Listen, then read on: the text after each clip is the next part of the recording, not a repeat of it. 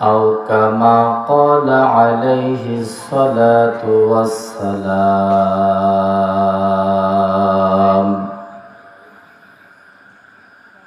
আধারে যখন ডুবেছিল জাতি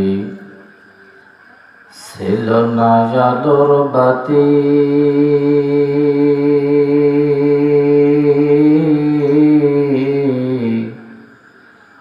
অন্ধকার বর্বরতার যুগে পৌঁছে আরব জাতি বেটির জন্মে বেজার পিতা ধরত নতুন গো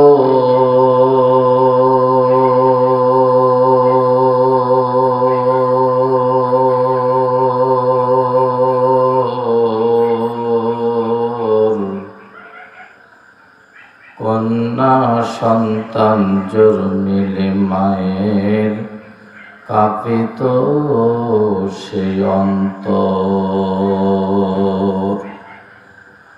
আহা সেই সে কঠিন বিপদের দিনে আহা সেই সে কঠিন দুর্যোগ দিনে মোদের আল্লাহর আশীর্বাদ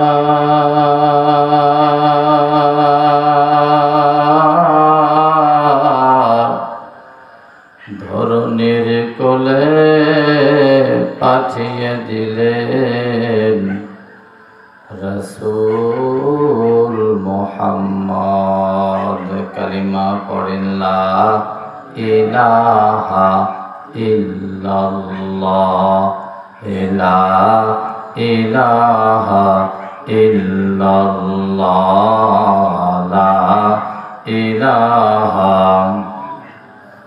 ভাইজান, এই কালিমা পড়ার দ্বারা আমাদের লাভ না ক্ষতি? কেমন লাভ? এই কালেমা নিয়ে কেউ যদি মৃত্যুবরণ করতে পারে, আকাশের মালিক বিনা হিসাবে তাহাকে জান্নাতি ঘোষণা করবে। মহব্বত নিয়ে পড়েন লা ইলাহা ইল্লাল্লাহ লা ইলাহা লা ইলাহা ইল্লাল্লাহু বলরে মুমিন বল। অতর মৌতের কালে হাসর দিনে অতর মৌতের কালে হাসর দিনে বুঝিতে পারিবে তাওহীদ কালেমার কত গুণ। লা ইলাহা ইল্লাল্লাহ লা ইলাহা লা ইলাহা ইল্লাল্লাহ মুহাম্মাদুর রাসূলুল্লাহ। সকলে পড়ুন সাল্লাল্লাহু আলাইহি ওয়াসাল্লাম। আমার ভাইরা, সম্মানিত উপস্থিতি এবং প্রাণ প্রিয় আদরের মহাব্বতের ভাইরা, আপনারা সকলে কেমন আছেন? আলহামদুলিল্লাহ সুম্মা আলহামদুলিল্লাহ। আপনাদের দোয়ায়, আল্লাহর অশেষ কৃপায় আমিও সুস্থ আছি। আর সুস্থ না থাকলে আপনাদের মাঝে দুই চার কথা বলার মতো অ্যাবিলিটি আমার থাকতো না। কি বলেন? হয় আল্লাহ তাআলা মেডিকেলে রাখতেন, না হলে অদূরে রাখতেন, না হলে সদরে রাখতেন, না হলে হয়তো বা কোনো কামরাতে রাখতেন, আর না হলে কোনো পথে ঘাটে আমাকে অবশ্যই আল্লাহ তাআলা রাখতেন। সন্দেহ আছে? আচ্ছা, সুস্থ রাখার মালিককে? জোরে বলেন, আর একটু জোরে। আল্লাহ। যে আল্লাহ তাআলা আমাদেরকে সুস্থ রেখেছেন, ওই আল্লাহ তাআলা আমাদেরকে বলতেছেন। তিনি কি বলতেছেন সে কথাটা কি আমরা শুনব? সবাই শুনব? তাহলে আল্লাহ তাআলা বলেন, বান্দা যদি জায়গা চেঞ্জ করে, কি করে? বান্দা যদি জায়গা চেঞ্জ করে, আলাদা করে, পৃথক করে, পার্থক্য করে, আমি আল্লাহ তাআলা বান্দা প্রথম যে জায়গাতে বসেছিল ওই জায়গার মাটিও বান্দার পক্ষে, দ্বিতীয় যে জায়গাতে বসলো ওই দ্বিতীয় জায়গার মাটিটাও বান্দার পক্ষে হাসরের মাঠে সাক্ষী হিসেবে তার করাই দিব। নড়লে লস না লাভ? নড়ানড়ি করলে লস না লাভ? তাহলে একটু নড়ে নড়ে সামনে সকলে একটু আগে আসেন আর জিকির করে লা ইলাহা ইল্লাল্লাহ, লা ইলাহা ইল্লাল্লাহ। আচ্ছা, নড়লে যে লাভ, এটা কি আমি একাই বলেছি নাকি আপনারা বলেছেন? বলেন বলেন, আপনারা বলেছেন কি না? তো এই জন্য আল্লাহ তাআলা বলেন, আল্লাহ তাআলা নিজেই বলেন ইয়াউমা ইদিন তুহাদ্দিসু আখবারাহা বিআন্না রাব্বাকা ওয়া হালাহা। বান্দার জায়গা যত চেঞ্জ করবে আমি আল্লাহ তাআলা ওই বান্দার মর্যাদাকে বলন্দ করে দেব। জোরে বলেন সুবহানাল্লাহ। আচ্ছা, আমরা যে সুবহানাল্লাহ বললাম, আল্লাহ তাআলা বলছেন যে বান্দা সুবহানাল্লাহ বললে বান্দার আমলনামায় এমন একটা উপহার আমি আল্লাহ তাআলা বরাদ্দ করি। কি উপহার? বান্দার জন্য জান্নাতের মধ্যে একটা বৃক্ষ আল্লাহ তাআলা রোপণ করেন। সুবহানাল্লাহ, একটু জোরে বলেন, আর একটু জোরে। সুবহানাল্লাহ বলাতে লাভ না লস? লাভ। যতবার সুবহানাল্লাহ বলবেন ততবার জান্নাতের মধ্যে কি রোপণ করবেন? সবাই বলেন, কি রোপণ করবেন? গাছ। এই গাছটার ছায়া, আচ্ছা একটা গাছ রোপণ করলাম, গাছটার ডাল পাকনা আস্তে আস্তে করে ছোট হয় না বড় হয়? বড় হয়। এটা কমন সাবজেক্ট, এটা সবাই জানি। আল্লাহ তাআলা বললেন বান্দা তুমি যে সুবহানাল্লাহ তোমার জবান দিয়ে বলছো, এই কারণে যে আমি জান্নাতের মধ্যে একটা গাছ রোপণ করলাম, ওই গাছটার ডাল পাকনা অবশ্য আস্তে আস্তে করে বড় হয়। কোন পর্যন্ত বড় হয়?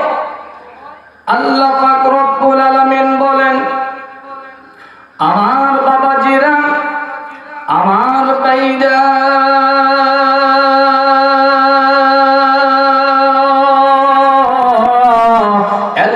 বোনেরা, আমার মা গো, আপনারা অবশ্যই মনোযোগ দিয়ে শুনবেন।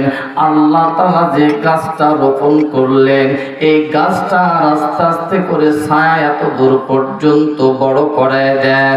আল্লাহর হাবিব মদিনাওয়ালা আপনার আমার উকিল হাসরের মাঠে যিনি উম্মত উম্মত বলে পাগল হয়ে যাবে, ওই মানুষটি তিনি আমাদেরকে স্মরণ করে দিলেন বান্দা উম্মতেরা ভালো করে শুনে নাও, আল্লাহ পাক রব্বুল আলামিন ওই উম্মতের জন্য এত বড় একটা ছায়া বিস্তার করবে।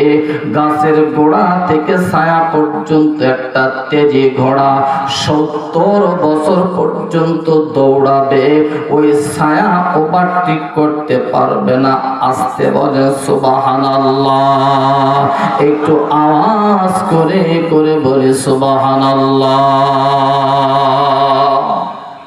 আচ্ছা বলেন সুবহানাল্লাহ তো মাঝে মাঝেই তো বলে থাকি, যখন হুজুরেরা মসজিদে বয়ান করে, ঈদগাতে বয়ান করে, সকলকে নিয়ে বলে সুবহানাল্লাহ। বুঝি আর না বুঝি খালি সমানে বলি যে সুবহানাল্লাহ, তাই না ভাই? এটা তো বুঝতে হবে। আইসক্রিম ভাই আপনি কিসের ব্যবসা করেন? আইসক্রিমের। ভাই আপনার লাভ কি? ভাই 200 টাকা পুঁজি হলে 700 টাকা বেচা যায়। কত টাকা? 200 টাকা যদি আমার মামু থাকে, আমার 700 টাকা বিক্রি হবে। লাভ কত? 500 লাভ। 1 বিঘা আলুর খরচ যদি 20,000 টাকা হয়, তাহলে পরিশেষে আলুর ফলন হবে 80 মণ। কত মণ? 1000 টাকা করে বিক্রি করলে কত হাজার টাকা হয়? 80,000 টাকা হয়। আমার খরচ হয়েছে কত? 20,000। লাভ কত? কোন কৃষক কি জমিন ফালায় থবে? আলু লাগাবে কি না? নিশ্চয় লাগাবে। যদিও বা সে মেডিকেলে থাকে, ছেলেকে ফোন দিবে, বাবারে অমুক টিকরের জমিটা ফালায় থুস না, আলুর দাম বাড়ে গেছে। কোথায় শুয়ে আছে? মেডিকেলে। ছেলের ফোন দিয়ে জানাই দিল, ছেলে অবশ্যই 1 বিঘা আলু লাগাও। তাহলে যেদিকে লাভ সেদিকে জনগণ। কি বলেন? আপনারা এখানে বসেছেন, আপনাদের কি লাভ না লস? আল্লাহ পাক রব্বুল আলামিন বলেন, আমার ভাইরা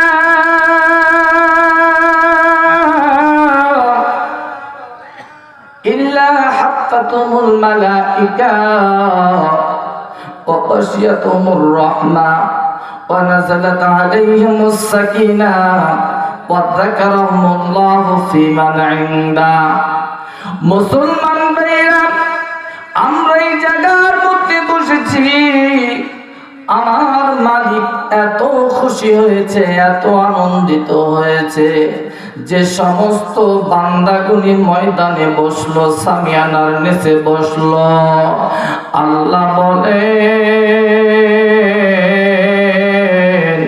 যে সমস্ত বান্দা, যে সমস্ত সন্তানাদিরা মা বাবার কথা শুনলো, মা বাবা আগলিয়ে নিল বাচ্চাদেরকে, আদর সোহাগ যত্ন দিয়ে কলজাটা ভরায় দিল, আল্লাহ বললেন তোমরা সামিয়ানার নিচে বসলা, একটা করে দিনই কথা শুনলা, আমি আল্লাহ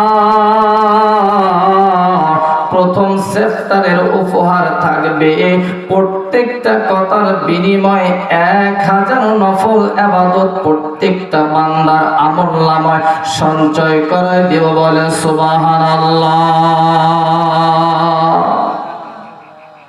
এই পর্যন্ত যত কথা হয়েছে, হরিকৃষ্ণ হয়েছে মনে হয়, হরিরাম, জয়পাল, গুরুদেব, এমন কোনো কথা হয়েছে? আমার ভাইরা, যাহা কিছু হয়েছে কোরআন টু হাদিসের সমন্বয়ে কিঞ্চিত আপনাদেরকে আত্মার খোরাক দেওয়া হয়েছে। কি বলেন আমার বন্ধুগণ, আমার ভাইরা? তাহলে প্রথম নাম্বার চ্যাপ্টার হলো, এতক্ষণ পর্যন্ত যা বলা হয়েছে এক একটা কথার বিনিময়ে 1000 নফল ইবাদতের সওয়াব সকলের আমলনামায় জমা হয়ে গেছে।